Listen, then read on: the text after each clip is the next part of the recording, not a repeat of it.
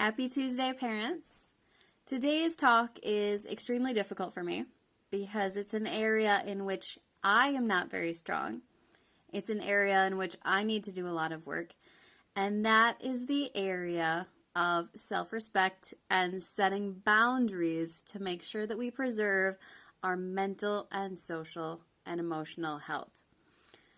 Now, since November is Health and Wellness Month at IS Lena, I thought I would focus on this, something that I struggle with, something that many of you struggle with, and something that a lot of our students struggle with, is making sure that we take care of ourselves mentally and emotionally, that we're not pushing ourselves too hard to a point where we're no longer healthy.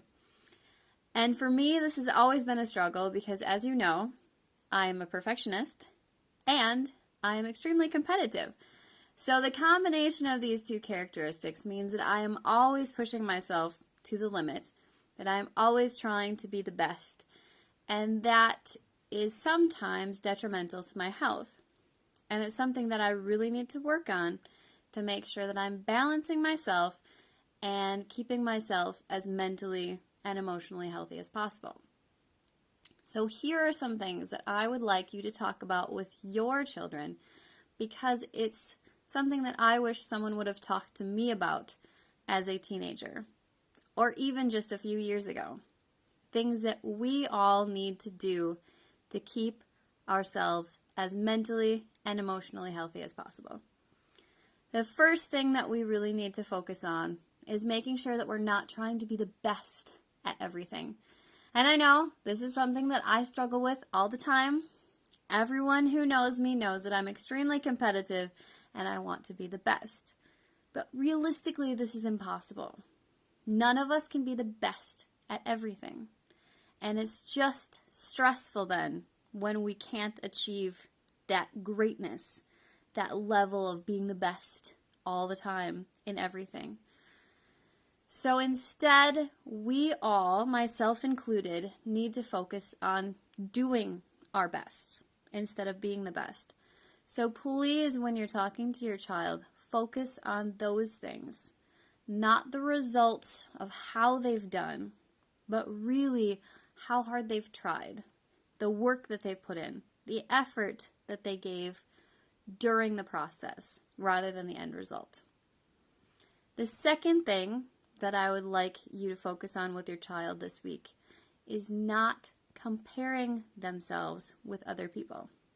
Now, this is particularly hard for your child because A, he or she is a preteen or teen, and this is just what people do at that age, is compare themselves to everyone else.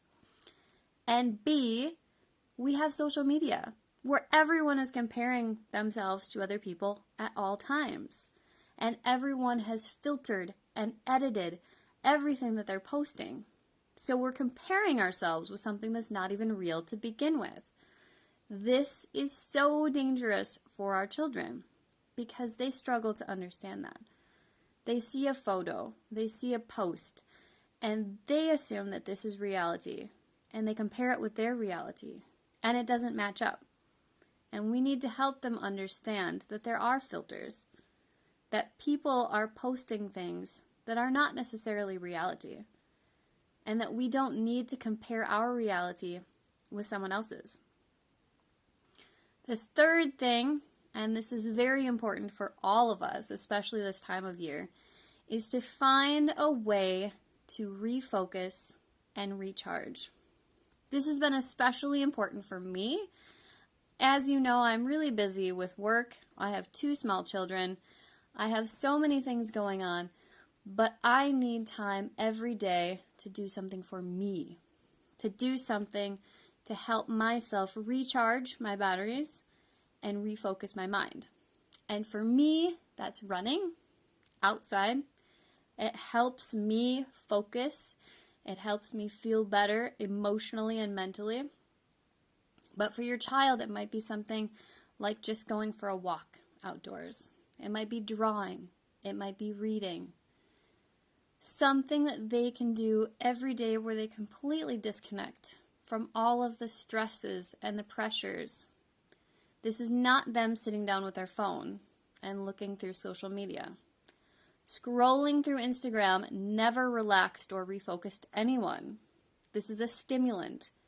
They need to completely disconnect and have time every day where they can just get away from things. All of us need that, especially our kids who are bombarded all day by social pressures, academic pressures, and just the pressures of being a teenager. We talked about these 3 things during mentor time. These 3 well-being factors are things that I would like all of us to focus on this week. And please continue talking about these things with your child, because staying mentally and emotionally well is just as important as being physically fit. Have a great Tuesday, and thanks for listening.